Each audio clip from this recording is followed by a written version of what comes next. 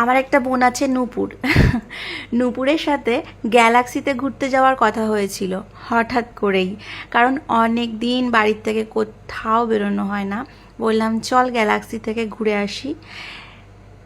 খাওয়া দাওয়া করে রেডি হতে না হতেই দেখলাম বৃষ্টি নেমে এসেছে। দেন বেরিয়ে পড়লাম বাজার যাওয়ার উদ্দেশ্যে, আমি আর নূপুর। নূপুর অবশ্য বাড়িতেই আছে, ও রেডি হয়ে গলির সামনে, ওদের বাড়ির গলির সামনে দাঁড়াবে, আমি টোটোতে করে ওখান থেকে ওকে তুলে নেব। আমি একাই বক বক করছিলাম, আসলে ভাবছিলাম যে ভীষণ গরম হবে, কি করে গরমে দুপুর 3টের সময় বেরোবো। বৃষ্টিটা নামিয়ে একদম পরিবেশটা ঠান্ডা করে দিয়েছে। সো এবার আমি গুটি গুটি পায়ে যাচ্ছি, টোটো ধরবো।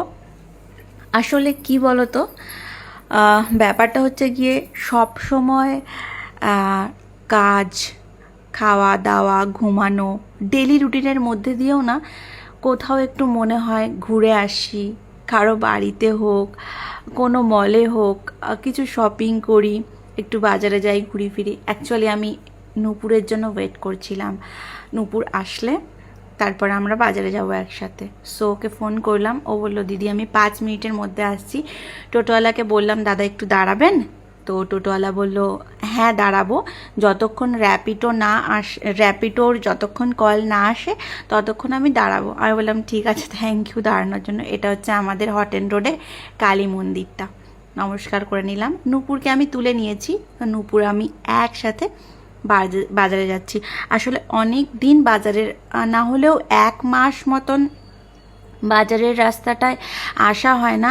আসলে খুব খারাপ লাগে এখন। এই যে ফাঁকা জায়গাগুলো দেখছো না, এই জায়গাগুলোতে একদম সারি সারি দোকান ছিল, খাবারের দোকান, জুতোর দোকান, মানে প্রচুর ফলের দোকান, কত কিছুর দোকান যে ছিল সারি সারি, মানে বলে বোঝাতে পারবো না। এখন আজকে যখন মানে গেলাম না বাস স্ট্যান্ডে, মানে মানে কান্না পেয়ে যাচ্ছিল যে এত দোকান, সব একটা দোকানও নেই বাস স্ট্যান্ডে, পুরো ফাঁকা লাগছিল, খুব খারাপ লাগছিল দেখতে। তারপর আমরা এম বাজারে ঢুকলাম, বললাম চল একটু ঢুকি। তো ঢুকতে ঢুকতে এটা ওটা দেখছিলাম। ওর দিদির মেয়ের জন্য কিছু জামা দেখছিল, সেখান থেকে ওর জন্য একটা জামা আমি ওকে পছন্দ করে দিলাম। আমি বললাম এটা ট্রাই কর।